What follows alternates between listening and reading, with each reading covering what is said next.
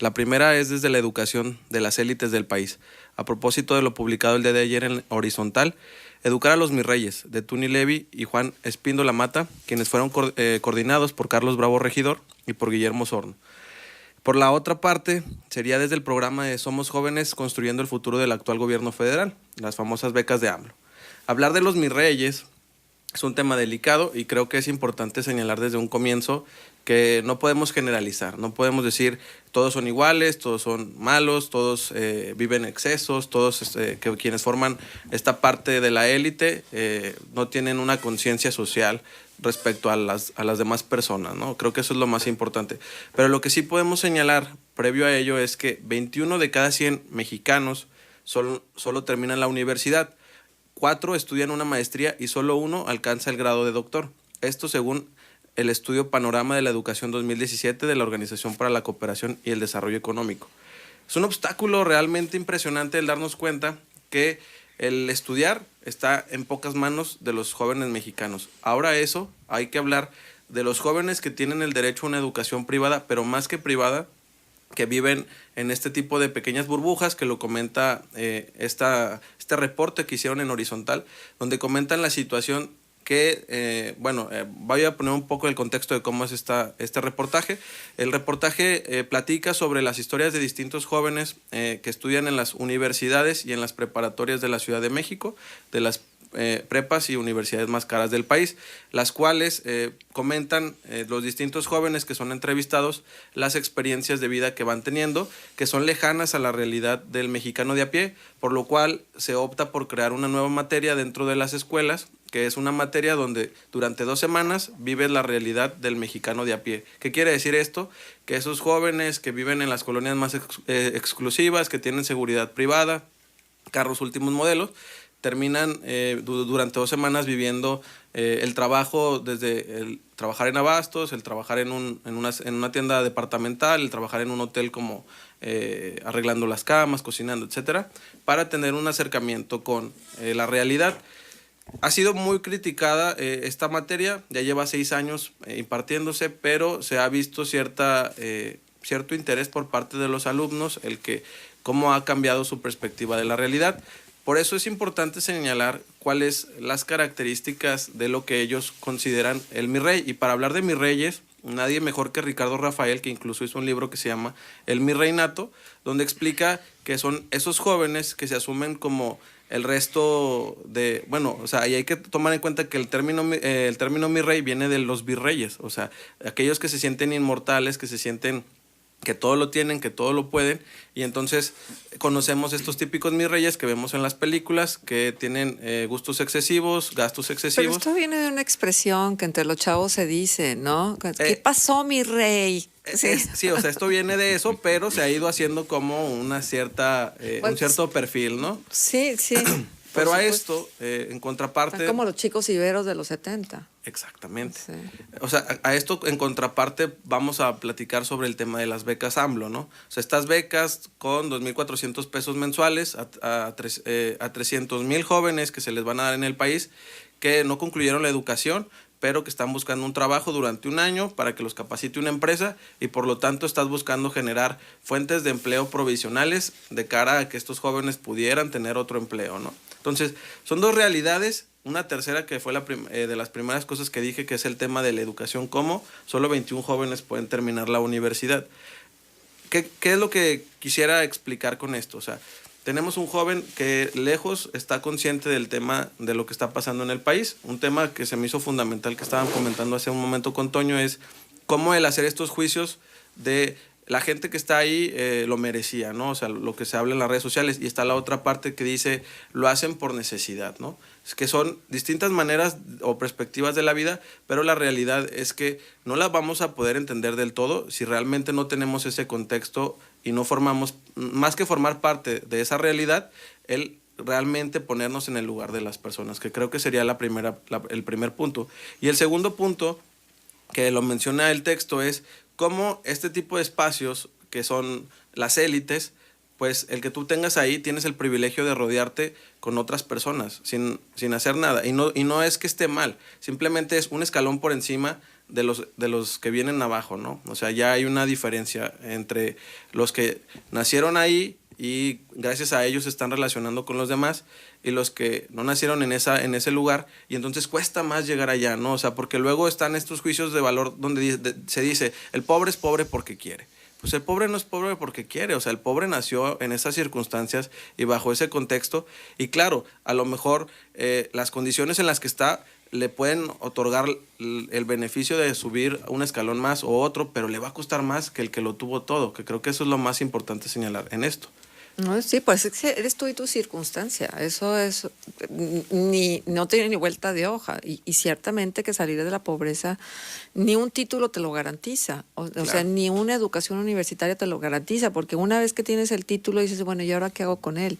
Entonces necesitas las relaciones oportunas para poder conectarte, para poder desarrollar eso, conocimiento que a lo mejor lo adquiriste en una universidad, a lo mejor no estaba tan deseosa, ni tan equipada, ni tan dispuesta a ofrecerte el conocimiento. Eso, o sea, mucha gente que logra escalar en estas posiciones tiene que ver con su espíritu autodidacta, con el estar consciente que lo que te van y te enseñan en una universidad no lo es todo. Pero en contraparte a esto, yo creo que también habría que contar las historias, y creo que ahí mismo viene, de los chicos que fueron integrados a través de becas a ciertas universidades donde dominan los mis reyes, pero que también fueron aceptados y pudieron meterse a vivir una cultura que tampoco es la que ellos viven todos los días, pero también de esa manera tener una visión distinta, porque luego tal pareciera que nos escindimos y entonces son los buenos y los malos, los buenos los pobres, los malos los ricos. Y creo que ahí es importante, o sea, lo platicábamos en contextos pasados de los jóvenes sobre el clasismo que hay, incluso hubo una mesa de análisis, o sea, que es justo esto, ¿no? El ver a los mis reyes o a estas élites de las universidades privadas como el enemigo, ¿no? O sea, el que me cae mal desde un inicio, incluso me lo topo en el antro y son los más payasos y no quiero saber de ellos. Pues a lo mejor sí. Claro. Pero la realidad es que también es esta otra parte de me gustaría que me invitaran a sus mesas, ¿no? O sea, hay que hacerlo. Pero como dice el texto es muy claro y creo que eso es lo interesante. O sea, estos jóvenes que son becados y que, por ejemplo, venía un caso de un chavo que vivía en Iztapalapa, o sea, y el joven le cuesta hacer amigos, lo rechazan en un inicio, pero después logra hacer esas amistades. Que los lleva hasta y los lleva hasta casa. Iztapalapa y Sí. los invita a comer, a echar ahí la cheve con su papá y empiezan a platicar.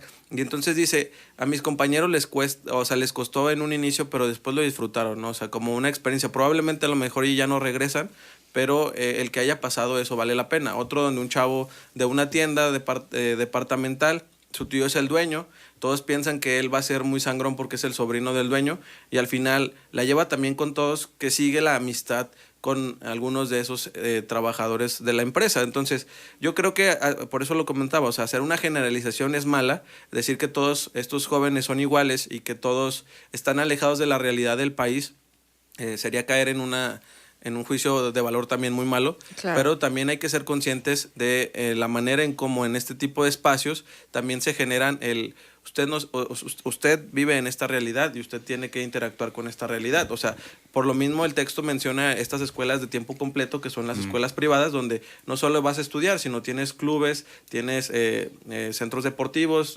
centros de recreación, para que tu tiempo diario lo pases en ese espacio y no tengas que salir. O sea, claro. Por supuesto. Y ahora con esto de Roma y el furor que ha causado, las 10 nominaciones al Oscar que están siendo tendencia, mucho se dice, hablando del tema del clasismo, que si Yalitza Aparicio sigue teniendo roles protagónicos es que se rompió cierta barrera de ciertos estereotipos que sirven para el cine, ¿no?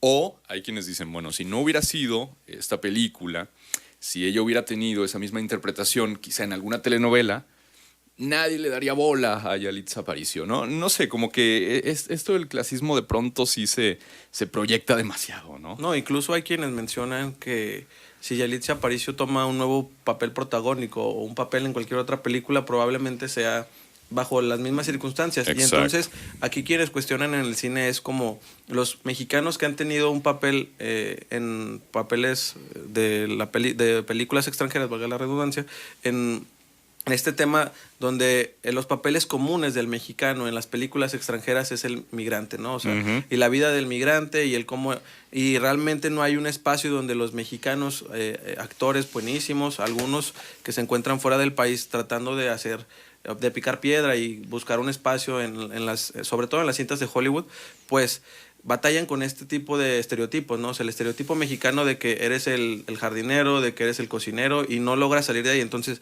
el reto yo creo que sí es, Yalitza Aparicio muestra una realidad que pasa en México, que no es solo del tiempo de Roma, sino que está pasando actualmente, y da una voz a todas esas mujeres, pero también creo que va a ser un reto que estas nominaciones en las que ella se encuentra, incluso ahora en los Óscares, yo creo que la van a llevar a buscar un espacio para que su carrera de actuación, si es que sí desea continuar, pues sea desde otra perspectiva, no bajo estos papeles, ¿no? Pero te voy a decir una cosa, lo que ha venido diciendo Alfonso Cuarón y el reconocimiento que hace de la actriz como la parte sensible y la parte destacada de la película, a mí me parece que es sumamente generoso y que eso seguramente será determinante para ella en su carrera a futuro, ¿no? Porque entonces no es que ella haya entrado al contexto de la película, es que ella le dio el contexto de la película. ¿No? Sí. Y que como Cuarón durante las distintas premiaciones ha tenido a ella presente en su discurso y cómo agradece el que hayan salido de una realidad que ellas están viviendo a esto que ni siquiera conocían, que no es su mundo, no es el mundo de la actuación, el de ella, y que ella le dio ese sentido gracias a su personalidad, a que supo aceptar las condiciones que estaba presentando la película, y que eso vale muchísimo la pena, ¿no? O sea, quienes no la hayan visto, realmente vale la pena que se den la oportunidad de que la vean. Sí, le están echando los ojos. Sí, yo la verdad todavía no me he dado el tiempo de verla. Sí me causa muchísima curiosidad por lo que representa, por el furor. Ahora, 10 nominaciones al Oscar hablan de una verdadera obra maestra, y sobre todo porque creo que están los elementos puestos ahí para suponer que es una suerte de volver al neorrealismo, ¿no? Al cine neorrealista. Por ejemplo, me acuerdo mucho de esta película de Luchino Visconti, La Tierra Trema, La Tierra Tiembla, donde se sitúa en una pequeña isla y la familia protagónica es un grupo de pescadores. Obviamente, una característica del neorrealismo era incorporar a las historias a habitantes de las poblaciones, es decir, no actores profesionales. Claro. Y terminan obviamente dándole todo el sentido, todo el contexto. En esa película habla también de este fenómeno de los intermediarios, de cómo no pueden salir de la pobreza sin que a costa de eso se enriquezcan otros, en este caso, insisto, un pueblo de pescadores. Y ahora que hablabas del clasismo y demás, un diálogo entre una pareja, uno de los personajes protagónicos y la chica que estaba cortejando. Él le dijo, bueno, mira, es que un hombre pobre con algo en la cabeza puede llegar a ser rico mañana. Y la chica le dice, bueno, entonces búscame mañana. No. O sea, hasta que sea rico, hasta que traiga la cartera. Oye, exacto. Fíjate que recién yo recibí un corto que es un homenaje a Eulalio Gutiérrez Piporro. Y la verdad es que lo voy a traer a colación porque finalmente él hace una carrera en el marco del cine de oro mexicano, donde se apreciaban las grandes actuaciones, donde había directores de culto, etcétera. Entonces, él con su singularísimo estilo tenía que ver con un poco entre la broma y la sapiencia del hombre de campo, del hombre que se hace, es más, inclusive con estos visos de inmigrante, porque hay que recordar que muchas de las canciones que cantó Eulalio Gutiérrez Piporro, tenían que ver con las fronteras y con su propia característica, porque él tuvo que ser comerciante, dice que en ese entonces no sabía que era contrabandista, porque llevaba mercancía de un lado al otro de la frontera. Él vivía precisamente en estos lugares. Y como él dice, finalmente, cuando tú haces actuaciones serias, conectadas con tu propia realidad, pues es más fácil que la gente las acepte. Y yo creo que lo que pasó con Roma, con esta chica, de manera muy particular, es eso, que no le cuesta. O sea, que tiene esa sensibilidad para no para actuar, sino para ser ella en su papel de actriz. Claro. ¿no? Sí. Como si se interpretara a sí misma, ¿no? Exacto. Y yo creo que también, por ejemplo, las personas que consideran que la película está sobrevalorada, pues yo creo que hay que tomarse el tiempo de verla. Digo, el que tenga tantos premios, el que tenga ahorita 10 nominaciones a los Óscares, eso significa que algo han de ver los expertos, ¿no? Que algo han de ver las otras personas que tienen la experiencia y la capacidad en ello. Y pues nosotros como mexicanos apoyarlo, o sea, porque al fin de cuentas es algo que, si bien algunos se quejan de que no da una identidad al pueblo mexicano, yo creo que... Sí la da. De una época, de un momento histórico. Sí Pero la en da. este momento da un lugar muy importante el que Cuarón esté alzando la voz todavía en sus discursos por los mexicanos. Eulalio González, no, Eulalio Gutiérrez fue el exgobernador de aquí de Coahuila, pero Eulalio González Pipor. Sí. Gracias, Ricardo. Entonces, pues dense la oportunidad a quienes nos escuchan. Si no la han visto, véanla, y si ya la vieron, véanla otra vez. Sí, pero además de la argumentación, el guión, la historia, la actuación, tiene unos valores cinematográficos que de esto Héctor nos ha platicado mucho. Hay unas escenas de unos paneos interminables, Claro. y la ambientación y el audio, todo es verdaderamente cuidadísimo, respetadísimo, y yo creo que muchos coincidimos en que sí refleja un momento de cómo vivimos en ese país. Y a quienes les gusta el cine pueden buscar el hilo en el Twitter de Guillermo del Toro. Él explica desde su perspectiva como muy personal cómo ve Roma, y creo que está muy, muy padre, la Sí, verdad. ciertamente. Pues Jorge, muchísimas gracias por tu presencia aquí con nosotros. Siempre Gracias un a gusto ustedes. tenerte acá.